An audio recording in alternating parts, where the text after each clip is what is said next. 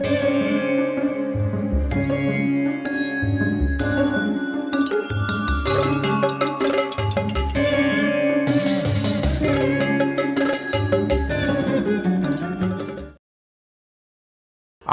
ధృతరాష్ట్ర మహారాజు దుర్యోధనుని మాటలు విన్నాడు.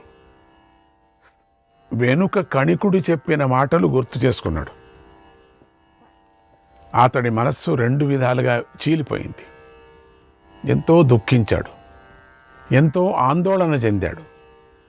దుర్యోధనుడు, కర్ణుడు, శకుని, దుశ్శాసనుడు మళ్ళీ రహస్యంగా మంత్రాలు సాగించారు.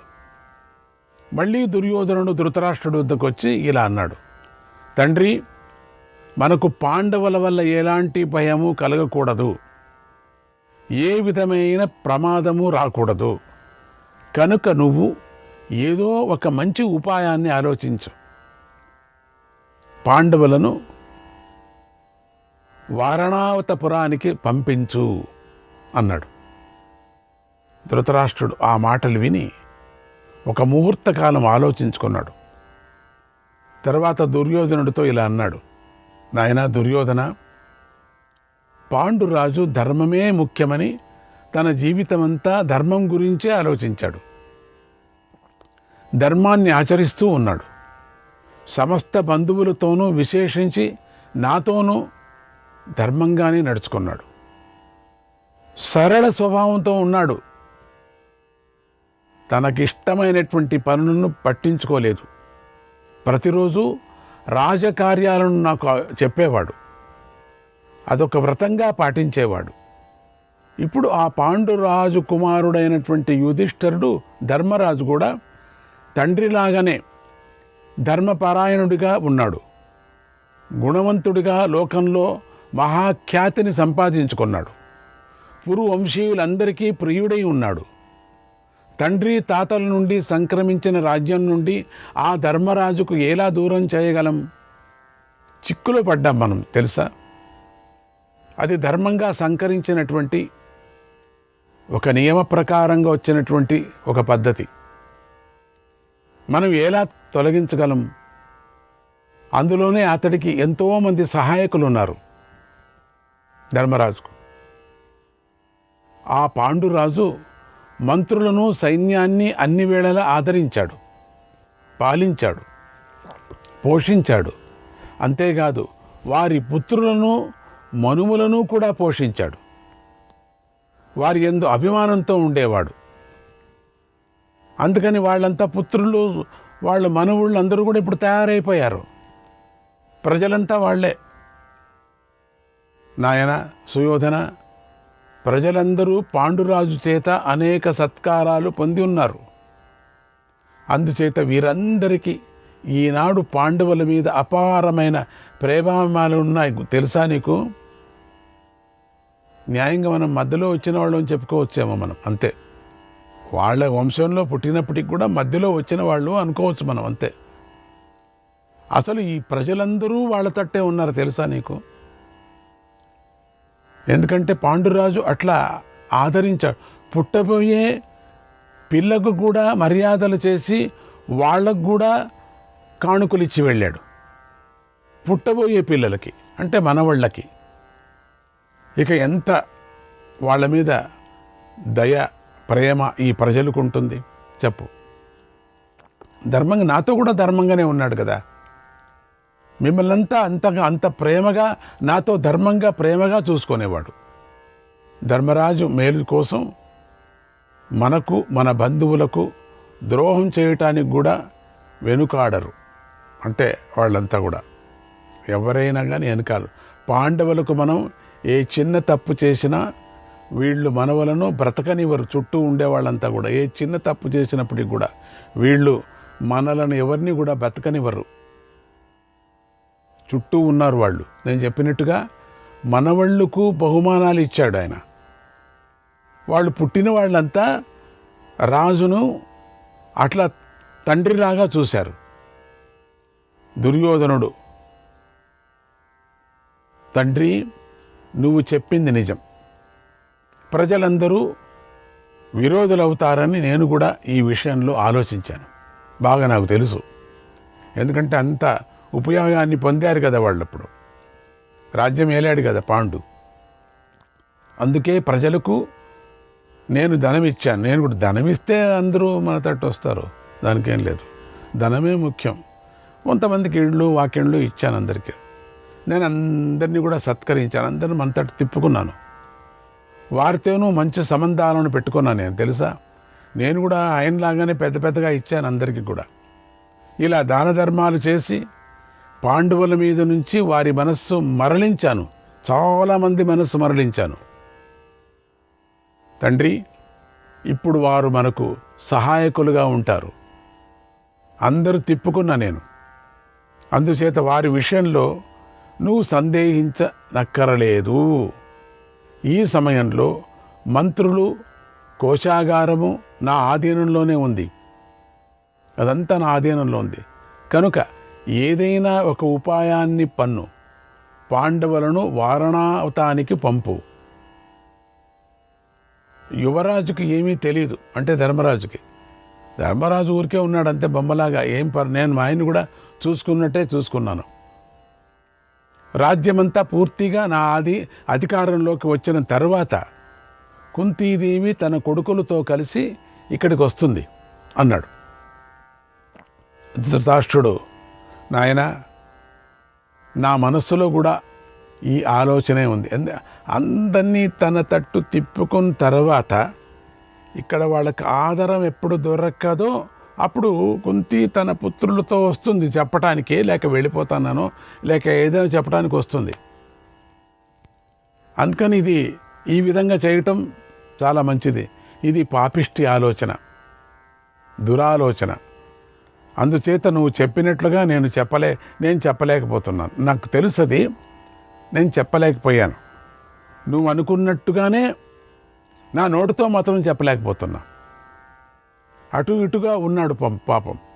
అటు ఇంకా పూర్తిగా ధర్మాన్ని వదులుకోకుండా ఉన్నాడు, కానీ మోహంతో చచ్చిపోతున్నాడు. పాండవులను ఇక్కడి నుంచి మరో చోటికి పంపించటానికి భీష్ముడు, ద్రోణుడు, విదురుడు, కృపాచార్యుడు ఎప్పుడూ కూడా అనుమతించరు. ఈ దురాలోచనను ఒప్పుకోరు వాళ్ళు.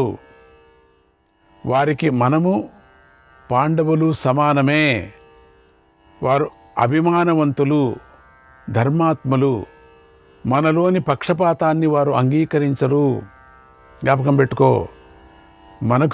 మనం సిద్ధంగా ఉన్న భీష్ముడు కథ ఏమంటావు?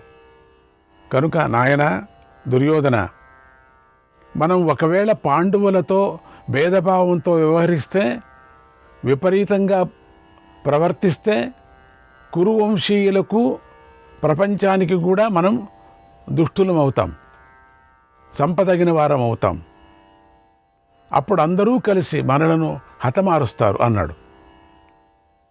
దుర్యోధనుడు, తండ్రి నువ్వు సందేహించుకు.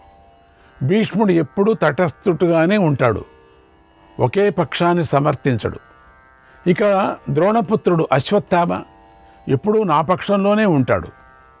అశ్వత్థామ మాత్రం నా పక్షంలోనే ఉంటాడు. అతడికి నేనంటే ఎంతో ఇష్టం, అభిమానం. అందుచేత ద్రోణుడు కూడా మన వైపే ఉంటాడు. ఎందుకంటే పుత్రుడు ఎక్కడుంటాడో పుత్రుడి మీద విపరీతమైన వ్యామోహము, అందుకని మనతట్టే ఉంటాడు పుత్ర వ్యామోహంతో. ఇందులో సందేహం లేదు. ఇక కృపాచార్యులు వారు, వీరిద్దరూ ఎటు ఉంటే అటే ఉంటారు వీళ్ళు, ఈ కృపాచార్యులు నరేక. ఎందుకంటే ఆయన తన భావ అయినటువంటి ద్రోణుడిని, మేనల్లుడైనటువంటి అశ్వత్థామను ఎప్పటికీ కూడా విడిచిపెట్టరు. విదురుడు మన శత్రువులతో స్నేహభావంతో ఉన్నాడు, కానీ ఆర్థిక వ్యవహారాలు చూసుకోవాలి కదా. అందుచేత మన దగ్గర ఆయన తప్పకుండా ఉండాలి. అయినా అతడొక్కడే పాండవులకు మేలు చేయటం కోసం మనలను బాధించలేడు, మనలను ఎదిరించలేడు. అతడికి శక్తి చాలదు. అతడు పాండవ పక్షపాతి, మన విషయంలో అసమర్థుడు. కనుక నువ్వు అన్ని సందేహాలను విడిచిపెట్టు. పాండవులను వారి తల్లితో పాటు వారణావతానికి పంపించు. వినిద్రకరణం ఘోరం వినిద్రకరణం ఘోరం హృది శల్యమివార్పితం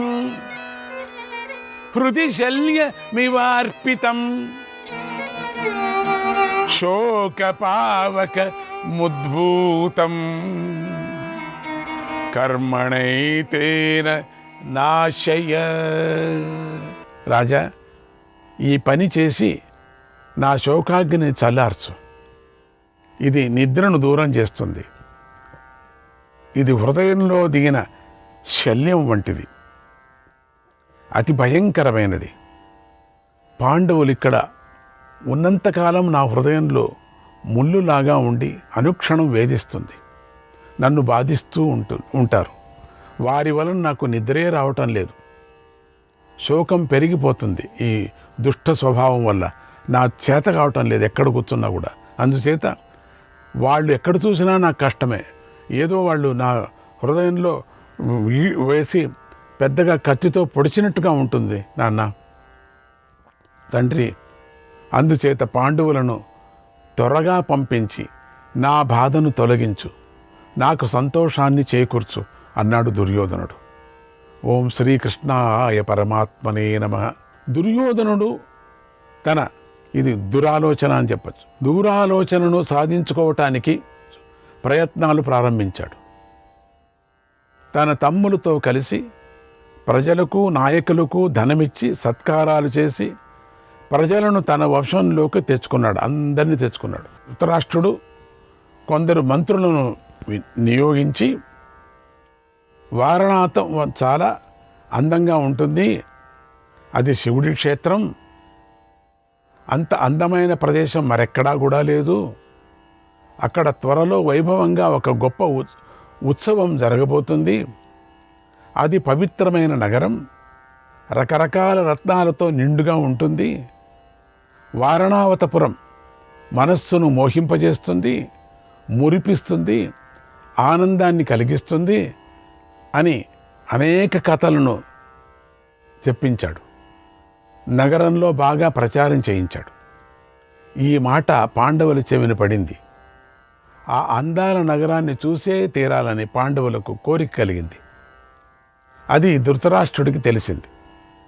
వెంటనే ఆయన పాండవులను పిలిపించి ఇలా అన్నాడు, పుత్రులారా, మీరు సకల శాస్త్రాలను చదివినవారు, సకల శాస్త్ర అస్త్రాలను ద్రోణకృపాచార్యాల నుండి గ్రహించారు. మీరు మీ విషయంలో నాకెంతో సంతోషంగా ఉంది.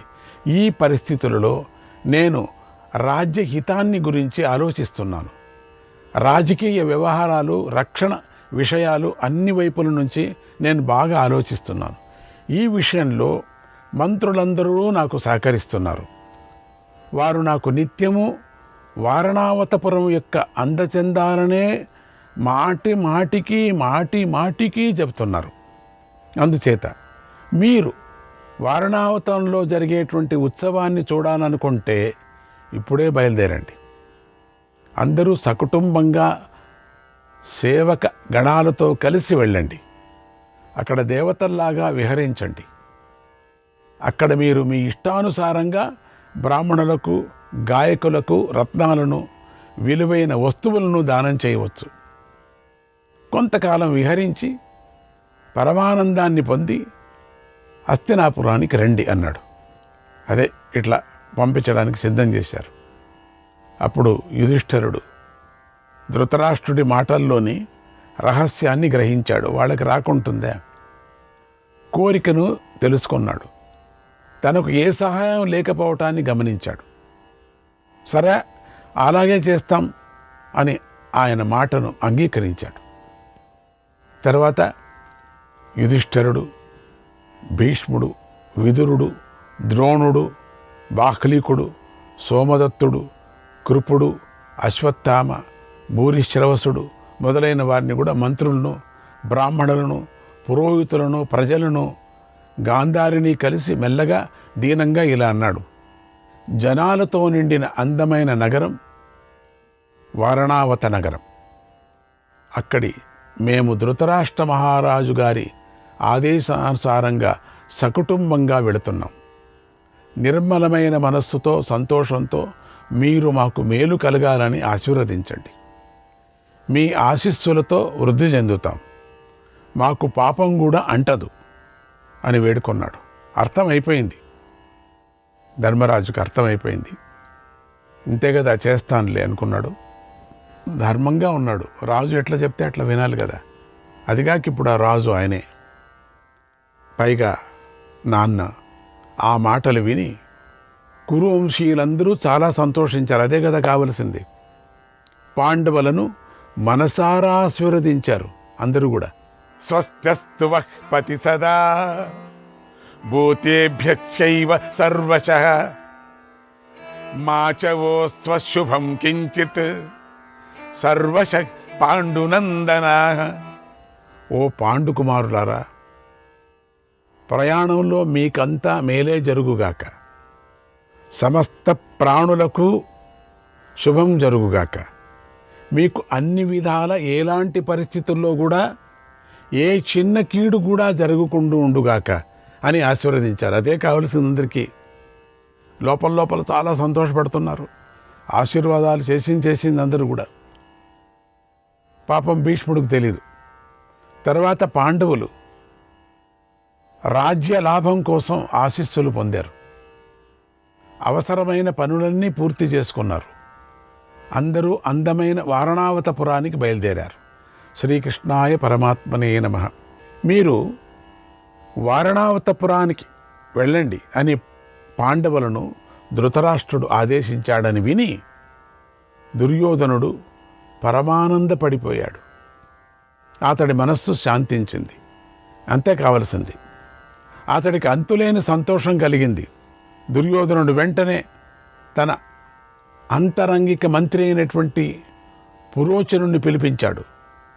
అతన్ని వెంట పెట్టుకొని ఏకాంత ప్రదేశానికి తీసుకొని వెళ్ళి అతడి కుడి చేతిని పట్టుకొని ఇలా అన్నాడు: ఓ పురోచన, ధనధాన్యాలతో తొలదూగుతూ ఉన్న ఈ భూమి అంతా నాకేలా సొంతమై ఉందో నీకు అలాగే సొంతమై ఉంది. అందుచేత ఈ రాజ్యము మనది. దీన్ని రక్షించుకోవలసిన బాధ్యత మనది. నాకు నీ అంత విశ్వాసపాత్రుడు, శక్తిశాలి, సహాయం చేసేవాడు మరొకడు లేడు. కనుకనే నీతో ఇలా రహస్యంగా ఆలోచిస్తున్నాను. ముఖ్యమైన విషయాన్ని గురించి చర్చిస్తున్నాను. సహాయం చేయమని వేడుకుంటున్నాను నేను. మన యొక్క ఈ రహస్య ఆలోచనను నువ్వు దాచిపెట్టి ఉంచాలి అనేది చెప్తున్నా నీకు. ఇది ఎవరికీ తెలియనివ్వకూడదు. నువ్వు ఎప్పుడూ అతి రహస్యంగా మనం ఒక కార్యాన్ని ఇప్పుడు మనం చేయబోతున్నాం. ఎప్పుడు కూడా ఎవరికి చెప్పకూడదు ఈ రహస్యం. దీనిని నువ్వు వివిధ రహస్యమైనటువంటి ఉపాయాలతోనూ నేర్పుతోనూ సాధించాలి. అదేమిటంటే శత్రు సంహారం. పాండవులు మనకు శత్రువులు. ధృతరాష్ట్ర మహారాజు ఆదేశానుసారం వారు వారణావతానికి వెళుతున్నారు. అక్కడ కొన్ని రోజులుండి ఉత్సవాలను చూస్తూ తిరుగుతూ ఉంటారు. ఈలోగా నువ్వు అక్కడికి వెళ్ళాలి. కంచరగాడిదలు కట్టబడినటువంటి రథంపై వేగంగా ప్రయాణించి వారణావతానికి చేరుకోవాలి. అక్కడ ఓ అందమైన భవనాన్ని కట్టాలి. అందులో 4 వైపులా గదులు ఉండాలి. ఆ భవనం నగరానికి దగ్గరలో ఉండాలి. నువ్వు ఎంత ధనాన్ని ఖర్చు చేసినా పర్వాలేదు, భవనం మాత్రం అందంగా ఉండాలి. భవనాన్ని నిర్మించేటప్పుడు మాత్రం జనుమ, మద్ది చెట్టు జిగురు మొదలైనటువంటి అగ్నికి తేలికగా కాలిపోయేటువంటి ద్రవ్యాలను ఉపయోగించాలి. ఒక బంకను ఉపయోగించాలి. శ్రీకృష్ణాయ పరమాత్మనే నమః.